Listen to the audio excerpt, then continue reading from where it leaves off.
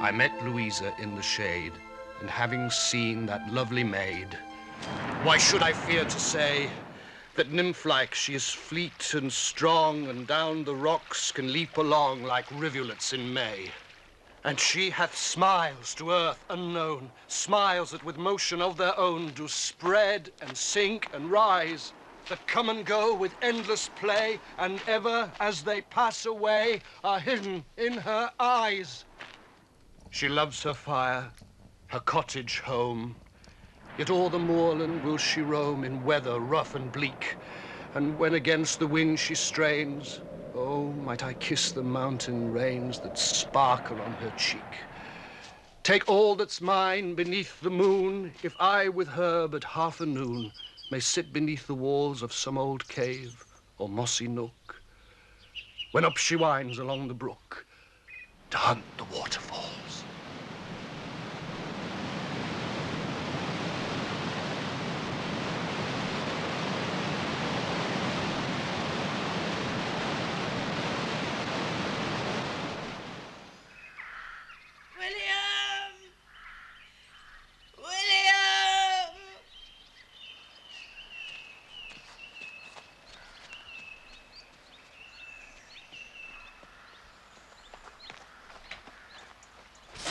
William, I heard a call.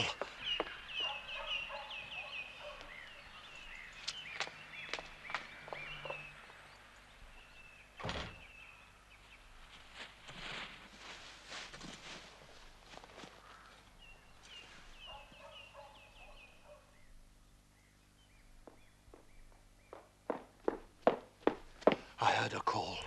There's little I can do, Mr. Wordsworth. Your sister is strong, but her strength works against her. Her recovery after these attacks has been progressively slower. This time she seems unable to restore herself. I'm afraid there's little hope. If it were not for your nursing, she would have gone long since. Oh, don't say that. No, please. If she were to depart, my life would be robbed of a light to a degree that I have not the courage to think of. This laudanum mixture's the only relief I can give her. Without the opium it contains, the pain will be unendurable. It will wear her out. I will see that she drinks it. William? Yes? I heard the rain falling thickly. I was calling your name. I heard you. Your brother will sit by you, Miss Wordsworth. Rest and yet more rest is my prescription. But I'll see you tomorrow morning. Morning. Is it still? I leave you in the best possible hands. My wife will see you to the door, Doctor. Make sure she has plenty of hot broth. Now, you must drink some of this, I insist. Don't fret, William. Don't fret.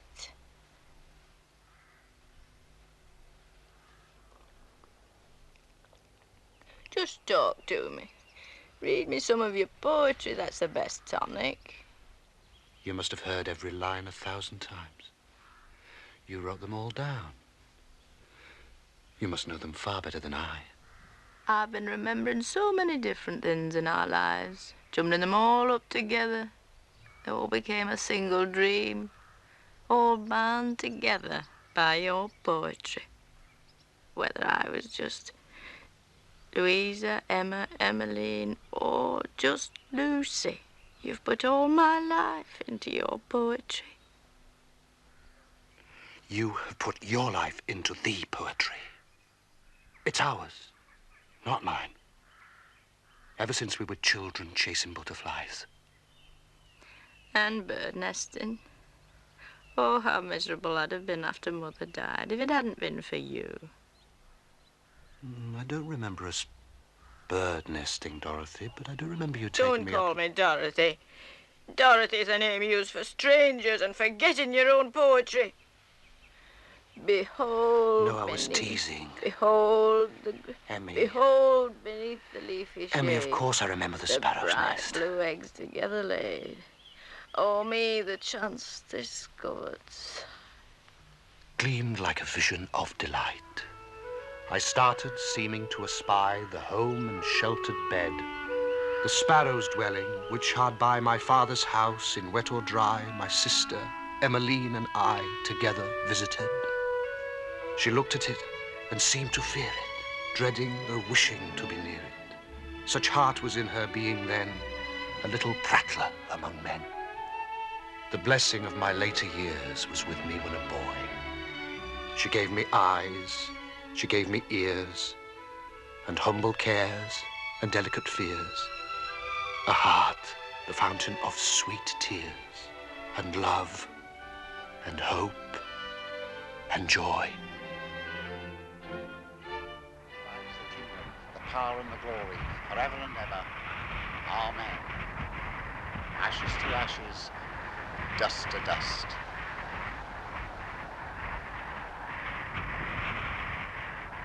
Uncle, why could my sister Dorothy not be here, sir? Don't be mawkish, boy. She's been sent away to a good home in Halifax. She's a fortunate girl. She ought to thank her maker. Will I see her again, sir? Why do you ask? Why should you? You're willful and too full of sentiment. Your parents were too soft with a pair of you. But now they're in their grave, I'm packing you off to Hawkshead. You need schooling, boy. Forget your sister. Put her out of your mind.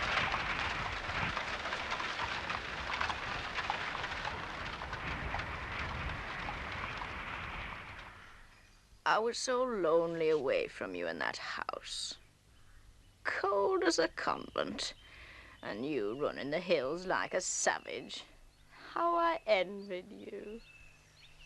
Savages don't spend their days in schoolrooms with raw knuckles and sore eyes.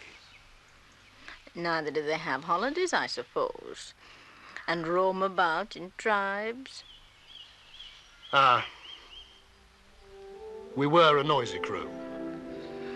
The sun in heaven beheld not vales more beautiful than ours, nor saw a band in happiness and joy richer or worthier of the ground they trod. I could record with no reluctant voice the woods of autumn and their hazel bowers with milk-white clusters hung. The rod and line, true symbol of hope's foolishness, whose strong and unreproved enchantment led us on, by rocks and pools, shut out from every star all the green summer to forlorn cascades among the windings of the mountain brooks, unfading recollections. Fair seed time had my soul, and I grew up fostered alike by beauty and by fear. Oh, at that time, while on the perilous ridge I hung alone, with what strange utterance did the loud, dry wind blow through my ear? The sky seemed not a sky of earth, and with what motion moved the clouds. Thus, while the days flew by and years passed on, from nature and her overflowing soul, I had received so much that all my thoughts were steeped in feeling. I was only then contented when, with bliss ineffable, I felt the sentiment of being spread, or all that moves, and all that seemeth still, or all that leaps, and runs, and shouts, and sings, or beats the gladsome air, or all that glides beneath the wave, yea, in the wave itself of mighty depths of waters. Wonder not if such my transports were, for in all things I saw one life, and felt that it was joy.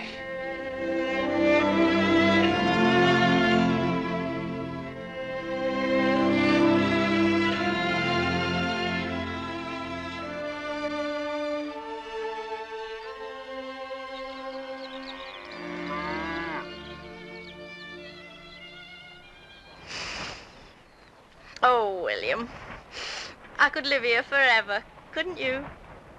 You are a home bird, aren't you?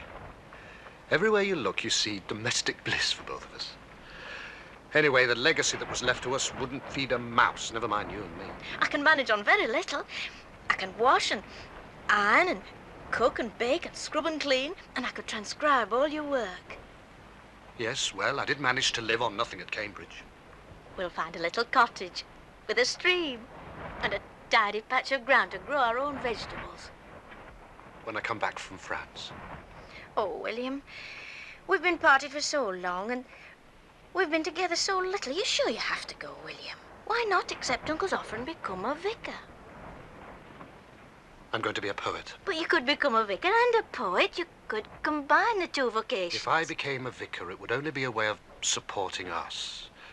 I'd rather teach, take pupils. And pupils have to be taught languages. Well, then take me with you to France. A country in a state of revolution is no place for a woman. Isn't it, brother? No, sister. It's far too dangerous. You're only good for the excitement of it, aren't you? The adventure. Look. The old order must be pulled down. We must follow France. And then this place will be fit for poets. France is showing us the way. You will take care, though, won't you, William? Yes, of course.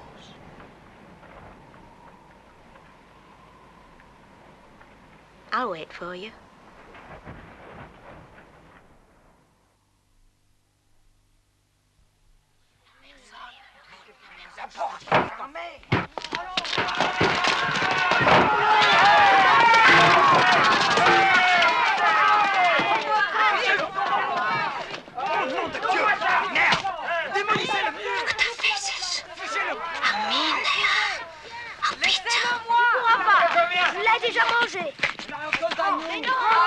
C'est nous qui l'avons planté. Ça nous appartient. Oh, tant que tu peux.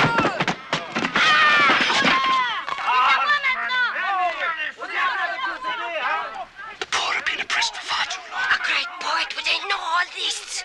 In that case, I'm not a great poet, nor would I want to be. But a true poet, yes, that's a nobler ambition.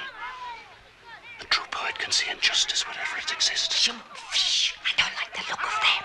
And why should they steal poor Count Dewey's crops? What about us? Did we not steal in here without begging his formal permission? From what we know is a man who starves his tenants and lets them die of hunger. Oh, there is a law of retribution. As well we know, don't we? Retribution? Are you afraid of our child, William? Oh, no, I shall love it.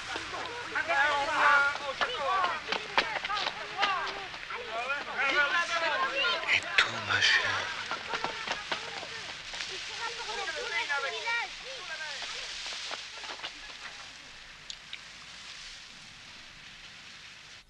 I think we should go to England. I'm down to my last few francs. Have you money there to support us? My uncle wants to see me ordained. I've been thinking about You are it. a priest.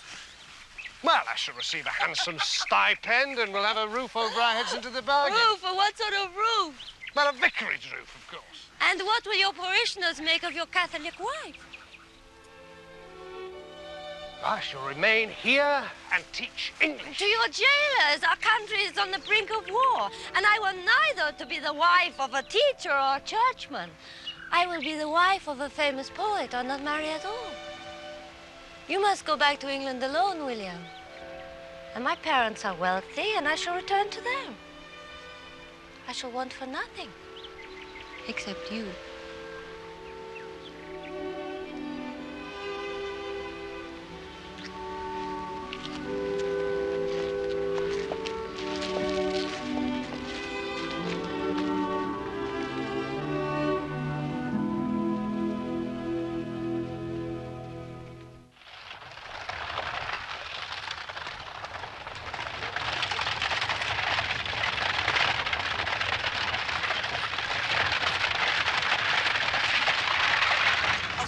You must go back to France. How? Tell me. Before I left, it was easy to travel, but the two countries are at war now, Lucy. You don't seem to understand the difference, have me. I understand a woman with your child waiting for you. Think of them. Of course you must go back. Even if I evaded the blockade, what have I to offer? I have no skill save poetry, and no one's interested in that. Look at the contempt the first collection Only received. from closed minds. I know your work. You are, alas, not the public or the critics. I've no profession, I've no money, I've no expectation of money. What would I bring? Love. What you all get down, please, ladies and gentlemen? She's stuck fast. Right, go on, everybody. Get your back Cannot to that escape wheel. your duty, William. I'm not escaping it. Where does my duty lie? How about you? What about our plans? You must not say that. That is unfair. Our life ahead, brother and sister together, poetry, frugality, like minds, close and shared interests. How can I find that without you? You must not tempt me with that. Nor must you make your own path easy. You have to go back to France, William, you must. Oh, France is in chaos. Where would I look? Well, you must try. But if I should not succeed, shall I return to you? Neither of us must think of that.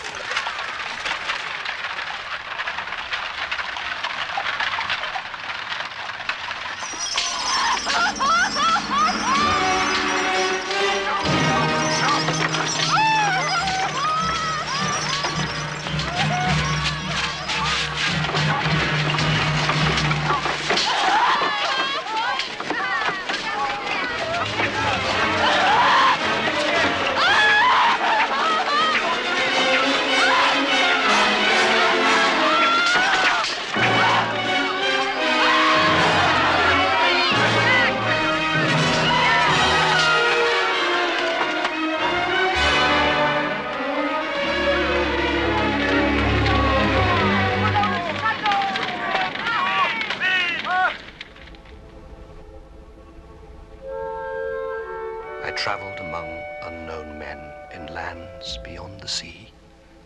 Nor England did I know till then what love I bore to thee. 'Tis past that melancholy dream, nor will I quit thy shore a second time. For still I seem to love thee more and more. Among thy mountains did I feel the joy of my desire, and she I cherished turned her wheel beside an English fire.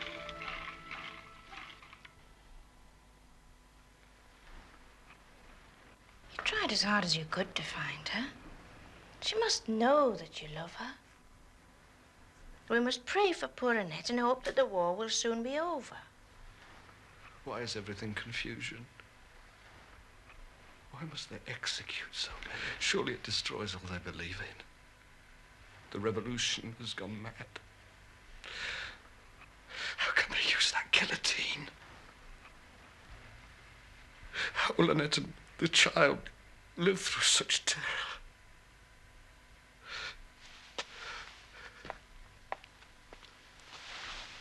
It will all turn out for the best in the end. The important thing now is you to keep up your strength. You must eat, William, and you must start writing again. Oh, nobody wants the poems. The critics scorn them or ignore them. I hate publishing them. I'm afraid to write them. What are they worth? They are worth fighting for, William. Oh, Lucy.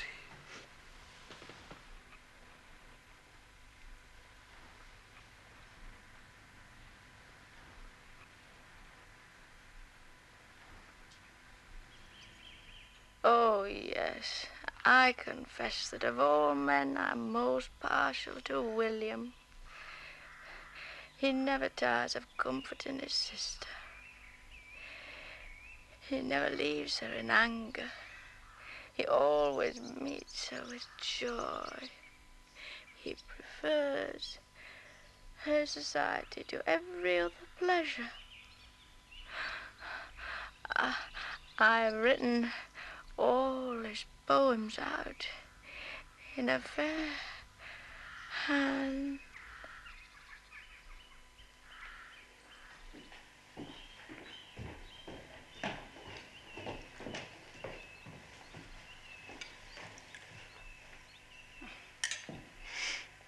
She seems peaceful.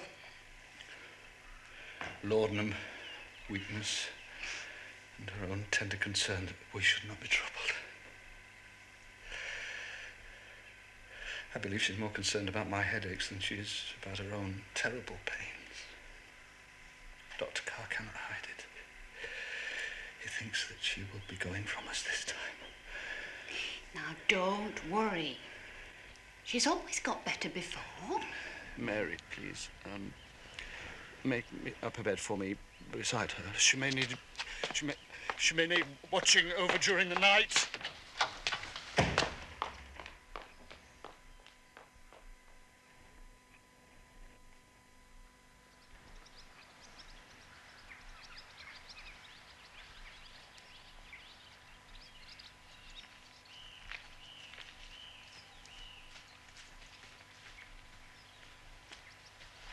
Mr. Wordsworth, I was told you were good enough to entertain a curious visitor for a few moments. If I intrude on your privacy, please say so, and I shall take my leave.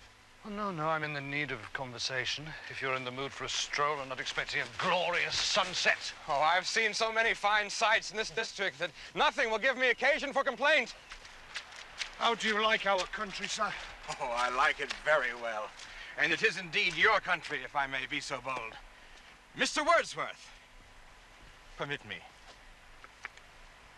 It was your work which inspired me to come here. Indeed. If you were not a man of the cloth, I might suspect you of flattery, Reverend Dewey. Mr. Wordsworth, I love the poems, but I respect the poet. You must surely be aware, sir, that an edition of 20,000 of your poems was struck off in the town of Boston this year. Yeah, so they say. I'll give you another figure to consider.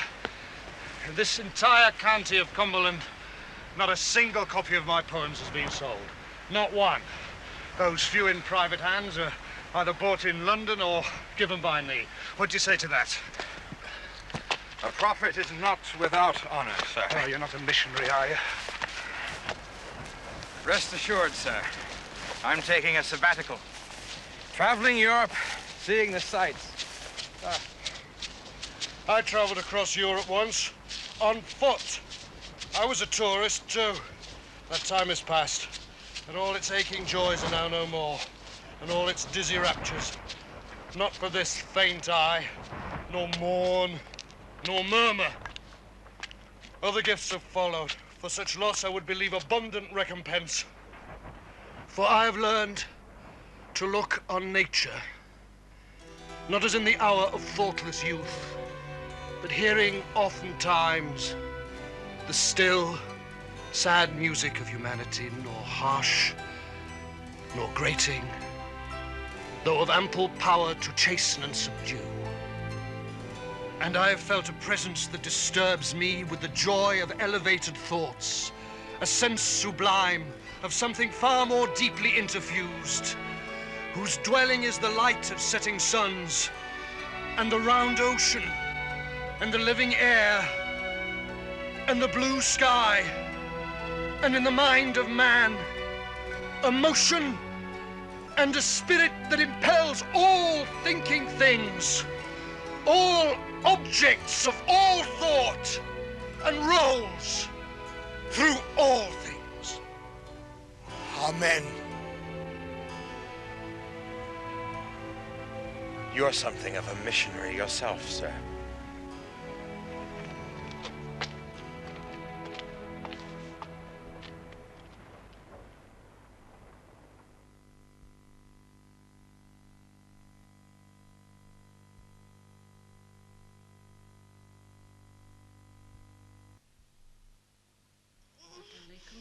Drop more. Come on. Yes, yes. There. Now, Dolly. Oh, no, darling. Come on. Oh. Oh. Come on. Come on. Now then. Now then. You must have some of this. Come on. Come on, Dolly. Drink it down. Drink it. And some more. Come on. Come on. Come on, Dolly. Oh, Dolly. I wandered lonely as a cloud that floats on high o'er vales and hills, when all at once I saw a crowd, a host of golden daffodils. Beside the lake, beneath the trees, fluttering and dancing in the breeze, and to think these are the very shores that inspired those immortal lines and brought joy to so many people, my humble self included, sir. You have my eyes and ears to thank for that, Reverend Dewey. Oh, I would consider myself fortunate if I were blessed with perception 100th part as sensitive, Mr. Wordsworth. And my heart. I happen to have the journal with me. There's an entry here written some time ago which might interest you if I can find it. Oh, yes. When we were in the woods beyond Gobra Park, we saw a few daffodils close to the waterside. We fancied that the lake had floated the seeds ashore and that the little colony had so sprung up. But as we went along, there were more and yet more. And at last, under the boughs of the trees, we saw that there was a long belt of them along the shore, about the breadth of a country turnpike road. I never saw daffodils so beautiful. They grew among the mossy stones about and about them. Some rested their heads upon these stones as on a pillow for weariness, and the rest tossed and reeled and danced and seemed as if they verily laughed with the wind that blew upon them over the lake. They looked so gay, ever glancing, ever changing.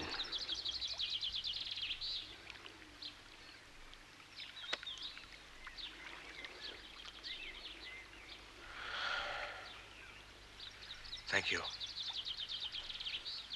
That was a rare privilege. An artist's sketches are often as exciting as the finished work. Your stamp is unmistakable. That, Reverend, was written by my sister.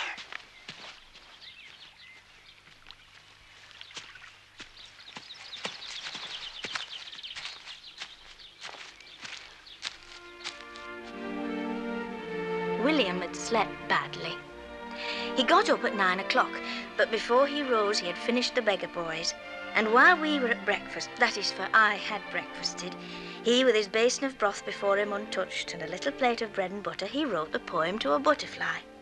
The thought first came upon him as we were talking about the pleasure we both always feel at the sight of a butterfly. I told him that I used to chase them a little, but that I was afraid of brushing the dust off their wings and did not catch them.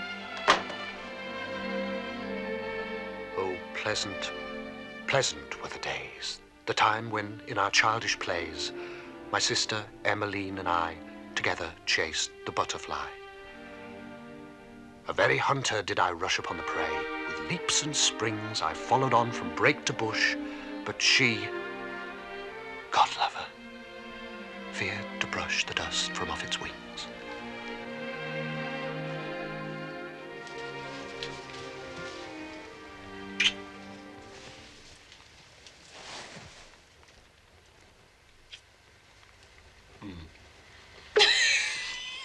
Oh, William, I may as well not bake you at all. You've left all that bread and butter. Well, I'll have it with my tea. It'll be stale by then, and fly blown. Then I'll write you another poem, The Bread and Butterfly. William, I must get on with my work. Leave it. Come, my sister, come, I pray. With speed put on your woodland dress and bring no book. For this one day we'll give to idleness. You think all you have to do is to say these few lines of poetry to me, and I'll stop whatever I'm doing, and I'll follow you to the ends of the earth.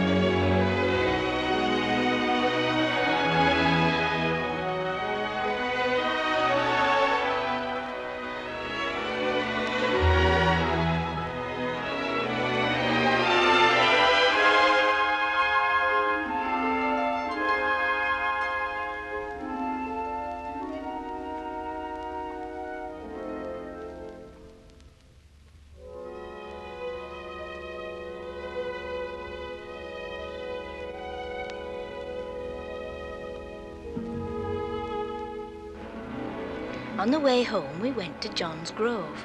William lay, and I lay in the trench under the fence. He with his eyes shut and listening to the waterfalls and the birds. There was no one waterfall above another. It was the sound of waters in the air, the voice of the air. William heard me breathing and rustling now and then, but we both lay still and unseen by one another. He thought that it would be as sweet thus to lie so in the grave, to hear the peaceful sounds of the earth.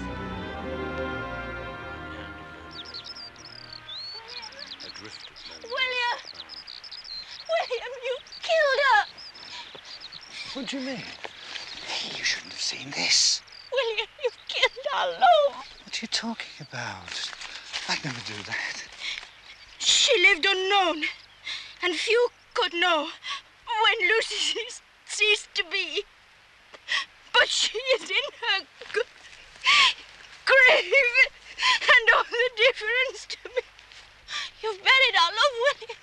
There's no denying No, it's just a poem. It's a poor scrap of a thing I'm just working at. It's not finished yet. It's not meant to be read. Well, I found it. I thought you'd want me to transcribe it. It's not worth a quarrel. There is no quarrel. But I am Lucy. I know that. Haven't I? Why do you torment yourself? Because you have killed her.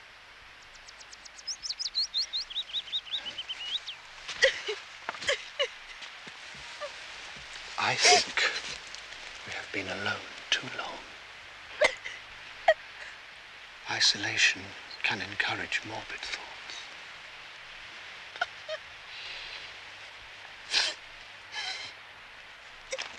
And we must travel more, visit old friends.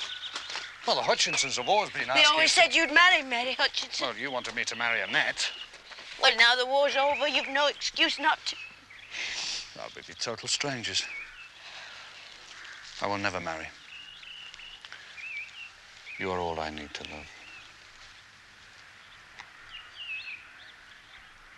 I think you should marry. I fear for us both if you do not. Fear? Why fear? Why are you so determined to hurt yourself? Because of the love I have for you, William, and because you wish to bury it. It's only a poem. Why can't you accept it? Your poems tell me the truth. They show me what is in your soul. They tell me what is right. No, no, no, please, you must never, never, ever say that. My darling sister, please never, never say that again. It's not so. Hush now. Hush. Don't distress yourself. She's not real.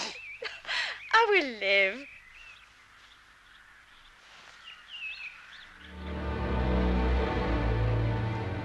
Farewell, thou little nook of mountain ground, thou rocky corner in the lowest stair of that magnificent temple which doth bound one side of our whole vale with grandeur rare.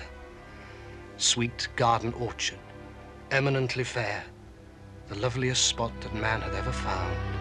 Farewell, we leave thee to heaven's peaceful care, thee and the cottage which thou dost surround. The flowering shrubs that deck our humble door will prosper, though untended and alone. Fields, goods, and far-off chattels we have none. These narrow bounds contain our private store of things earth makes and sun doth shine upon. Here are they in our sight. We have no more. Dear spot, which we have watched with tender heed, bringing thee chosen plants and blossoms blown among the distant mountains, flower and weed, which thou hast taken to thee as thy own, making all kindness registered and known. Thou, for our sakes, though nature's child indeed, fair in thyself and beautiful alone, hast taken gifts which thou dost little need. We go for one to whom ye will be dear, and she will prize this bower, this Indian shed, our own contrivance, building without peer. A gentle maid, whose heart is lowly bred, whose pleasures are in wild fields gathered, with joyousness, and with a thoughtful cheer will come to you herself will wed, and love the blessed life that we lead here.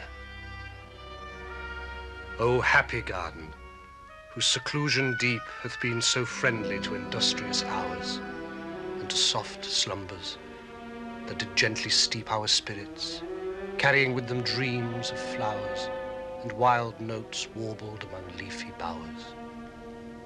2 burning months let summer overleap, and, coming back with her who will be ours, into thy bosom we again shall creep.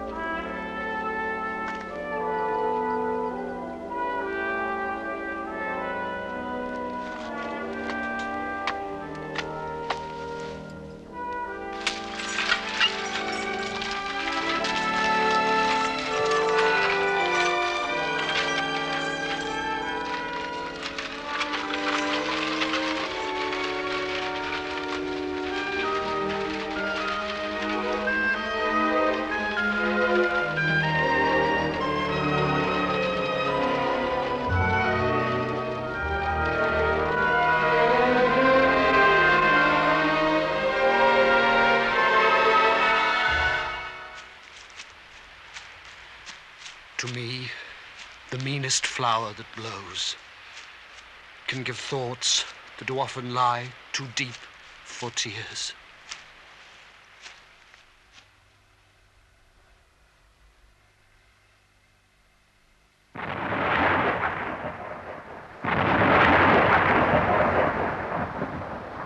Listen, the mighty being is awake, and doth with his eternal motion make a sound like thunder everlastingly.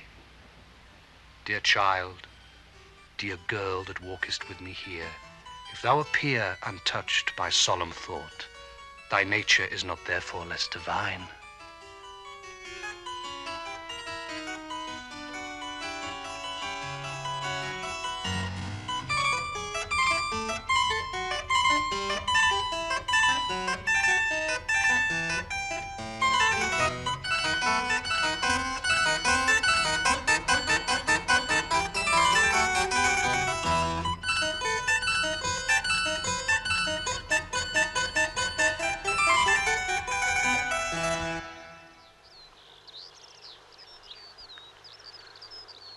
She was a phantom of delight.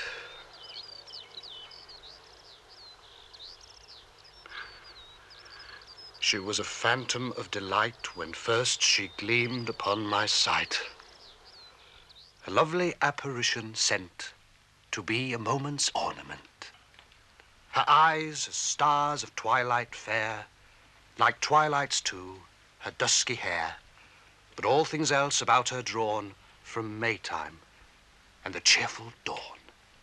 A dancing shape, an image gay, to haunt, to startle, and waylay.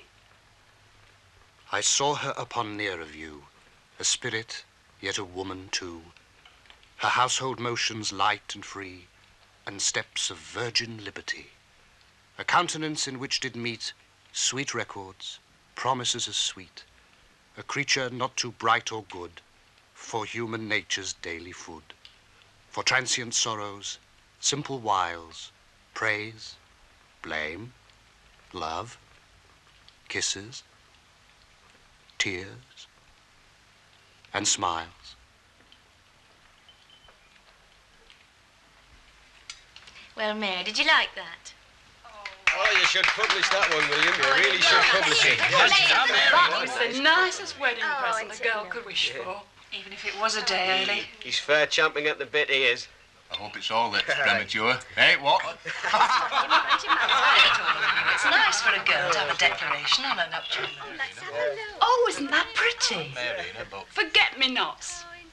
All around the border. I must thank Dolly for that. That's her handiwork. Oh, Dolly, you're sweet. It was sweet. Dolly, I'm so happy we're soon to be sisters. Yeah. The toast. Oh. The happy couple. To the happy couple.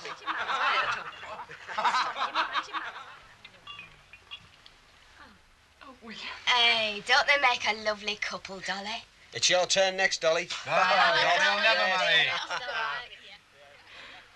You think I'm going to die, but I'm not. I can't die. I'm dead already. Oh, God bless us, my poor dear. What are you saying?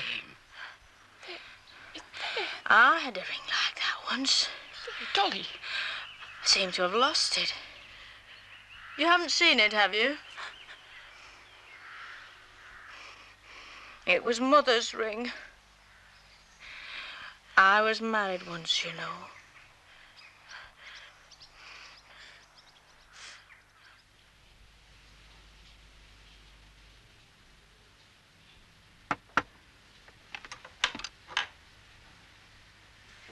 What's this?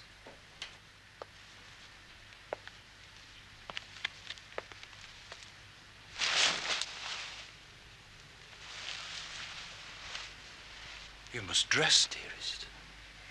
You can't be late for your own brother's wedding. I can't go, William. But you're the bridesmaid. What would Mary think? I'm sorry. You must be strong now, my darling. It will soon be over. In an hour, I will be married, and you and Mary and me will go back to Duff Cottage. It's too hard, William. I thought I could be strong, but I can't. It's too hard. Don't, please don't. Love, please. It will make no difference to us.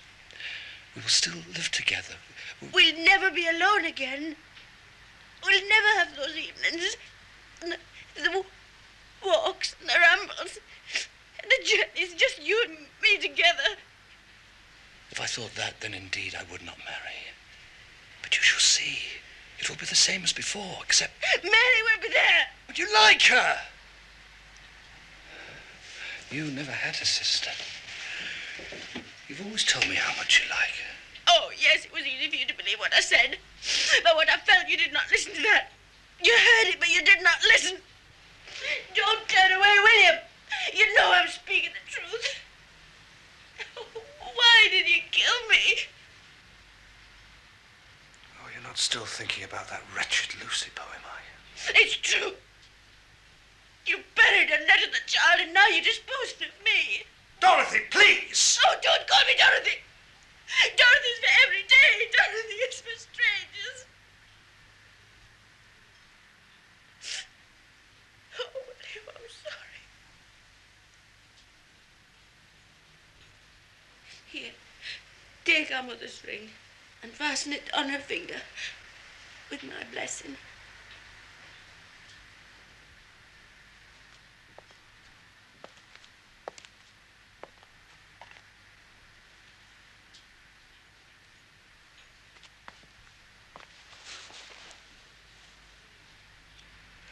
Bless you, dear sister.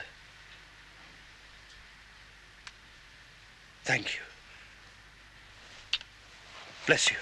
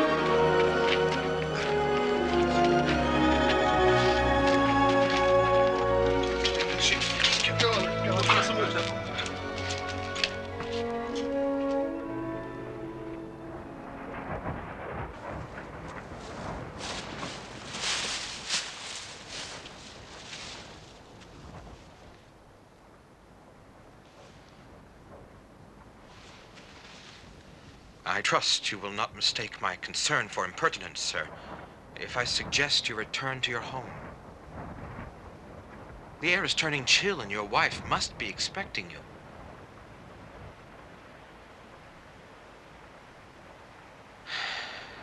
Though it surely is a most dramatic prospect.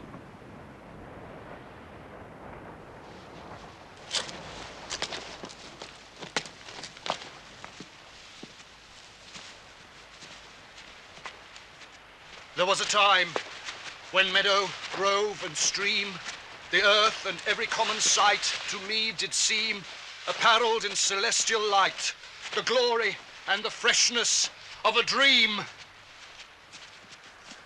It is not now as it hath been of yore, turn wheresoe'er I may, by night or day. The things which I have seen, I now can see no more.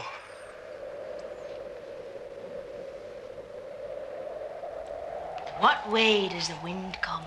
What way does he go? He rides over the water and over the snow, through wood and through vale, and o'er rocky height which the goat cannot climb takes his sounding flight. He tosses about in every bare tree, as if you look up you plainly may see. But how he will come and whither he goes, there's never a scholar in England knows. Hark! Over the rooftops he makes a pause and growls as if he would fix his claws right in the slates, and with a huge rattle he drives them down like men in a battle. But let him rage round. He does us no harm. We'll build up the fire where snug and warm. Untouched by his breath, see the candle shines bright and burns with a clear and a steady light. Books have we read, but that half-stifled knell, alas, 'tis the sound of the 8 o'clock bell. Come now, we'll to bed, and when we are there, he may work his own will, and what will we care? He may knock at the door, we'll not let him in. He may drive at the windows, we'll laugh at his din. Let him seek his own home wherever it be. Here's a cosy, warm house for Johnny and me. Time for bed, son. But I haven't finished up my milk. Then you can finish it up upstairs. Come on now, say good night. Night, night, darling. Sleep well. And John, will you say thank you to your Auntie Dolly for writing you that nice poem? Right, Mother. Thank you for the nice poem, Aunt Dolly. And Mum will be making me up another one. I'll leave that to your father. Well, I think I'll say good night as well. Good night, Dolly.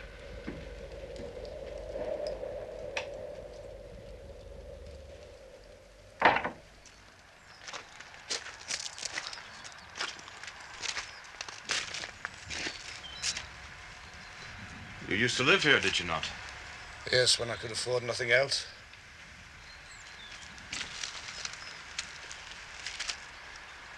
Mr. Wordsworth, is there any comfort I can bring to assist you out of these shadows? I think not, Reverend Dewey. Then take heed of your own words. Words that brought me 3,000 miles. Words you seem to have forgotten.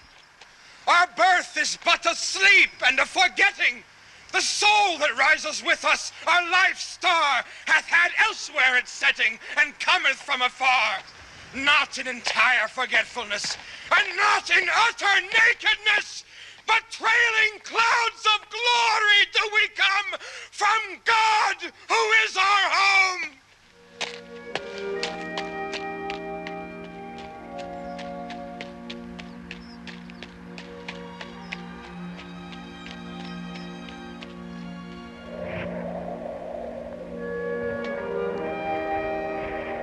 Then come, my sister, come, I pray. With speed put on your woodland dress, and bring no book for this one day. We'll give to idleness.